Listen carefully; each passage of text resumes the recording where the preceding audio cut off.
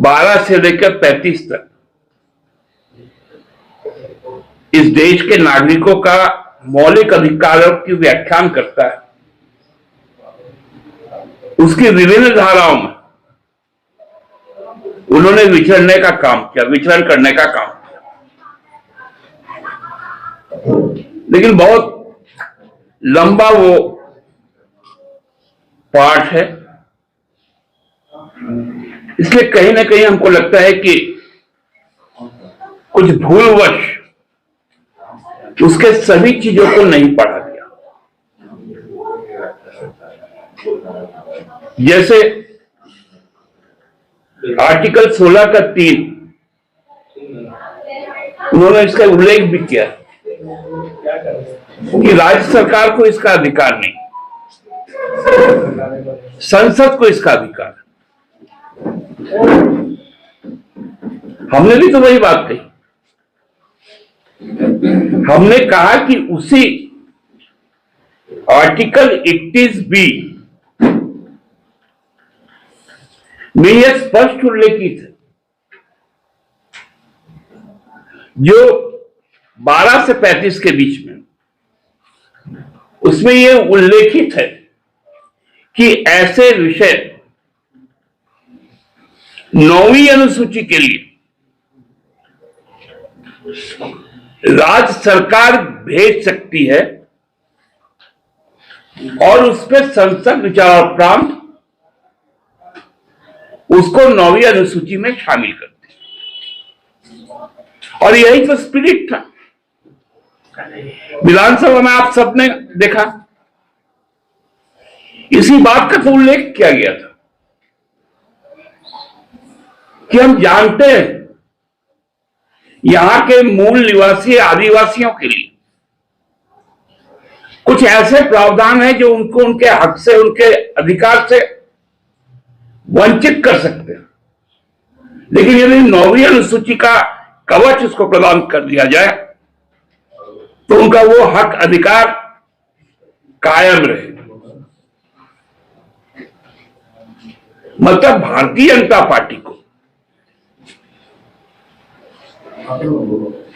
खतियान शब्द से इतना डर लगने लगा कि खतियानी जोहार यात्रा के बीच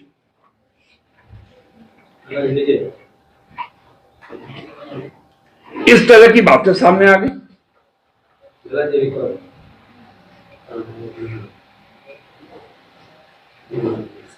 आखिर माननीय राज्यपाल महोदय, जो विधानसभा भी के संरक्षक भी है, अभी बजट सत्र के पहले दिन वो जाके उसको संबोधित भी करेंगे और उनकी सरकार बजट भी पेश करेगी।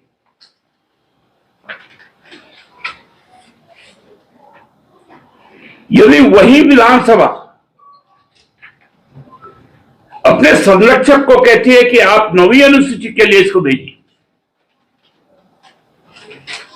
तो आपको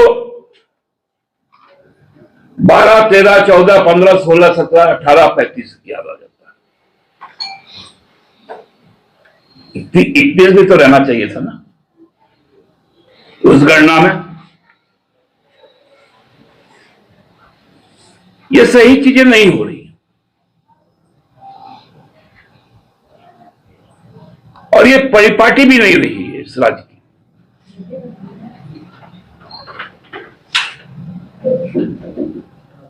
आखिर राजभवन यदि इस राज्य के लोगों का संरक्षण का काम नहीं करेगी तो 5वें अनुसूची में इस राज्य का जो हिस्से आते हैं उसकी सुरक्षा कौन प्रदान करेगा? क्योंकि आप न केवल केंद्र सरकार के प्रतिनिधि बल्कि संविधान के जो संरक्षक माननीय राष्ट्रपति हैं, आप उनके भी प्रतिनिधि।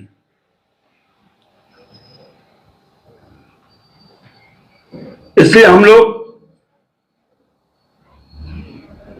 इस तरह की चीजों से निश्चित तौर पे आहत है।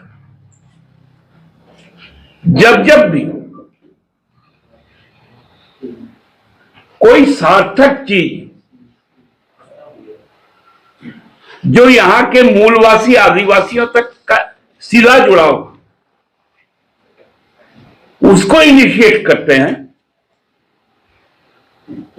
तब तक कुछ झारखंड विरोधी जो बाहरी तत्व है उस पर अपना आंख तरे देते हैं। अब तो हमको लगता है कि झारखंड में भारतीय जनता पार्टी का शाब्दिक अर्थ जो बीजेपी है वो बाहरी जनता पार्टी होगी। करना है तो खुल के करेगा खतियान का विरोध, बोलना चाहिए हम खतियान के खिलाफ।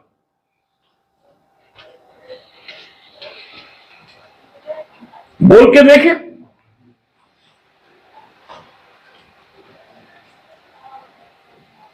यह बहुत दुखद परिस्थिति है और हमको लगता है कि ऐसे स्थितियों से हम लोगों को बचना चाहिए। आज इसी बात को आप लोगों से साझा करना था कि जो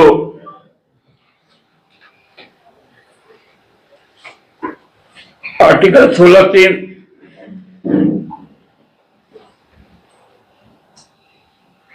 और आर्टिकल 35 के बीच में जो 31B है उसका अनुपालन करते हुए भारतीय संसद को इस विधेयक को प्रेषित करनी चाहिए। धन्यवाद। पहला तो एक राजनीतिक दल के तौर पर हम तो भारतीय जनता पार्टी के मनोभाव को एक्सपोज करेंगे ही। सरकार तमाम कानूनी विषयों पर पहल करेगी और यदि जरूरी हुआ तो हम दोबारा इसको माननीय राज्यपाल जी के पास भेजेंगे और तब शायद माननीय राज्यपाल जी हम लोगों के प्रति विवेकपूर्ण होकर उसको भारतीय संसद भेजेंगे। तो आपने कहा भाजपा को एक्सपोज, किस तरह से एक्सपोज? कोई आंदोलन होगा, क्या होगा? नहीं, खतियान नाम से ही डर लग रहा है लोगों को। आप क्या करेंगे एक्सपोज करने के लिए? आप क्या करेंगे? हम बताएंगे उनके मनोभाव को लोगों के बीच में जाकर। हमारे नेता जा रहे हैं लोगों के बीच में। अभी तो आप बीजेपी के इशारे पर राजभवन ने ये कदम उठाया है, मतलब तो मैं किसी के इशारे पे बात नहीं कर रहा हूं। मैंने कहा शुरू में कि माननीय राज्यपाल महोदय जो आर्टिकल 12 से 35 तक का जो फंडामेंटल राइट को प्रोटेक्ट करता है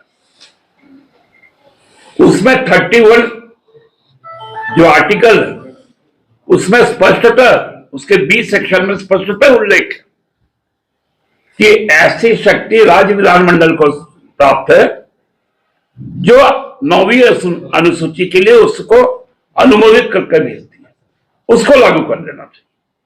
नहीं, जो गवर्नर को करना था उन्होंने तो कर दिया था, लेकिन अभी आप प्रेस कॉन्फ्रेंस कर रहे हैं तो आप काफी सॉफ्ट दिख रहे हैं। वो तेवर नहीं है आपका, जो तेवर आप सरना धर्म कोड को लेकर दिखा रहे हैं। तो सरना धर्म कोड को भी तो लेकर उन्होंने किया। देखिए, हम लोग इसलिए कहते हैं, माननीय प्रधानमंत्री जी मन की बात में आदिवासियों की बात करते हैं। 15 नवंबर को आदिवासी गौरव दिवस बोलते हैं और आदिवासी मूलवासियों के हित में बनने वाले कानून का इस तरह से पेच फंसाया जाता है।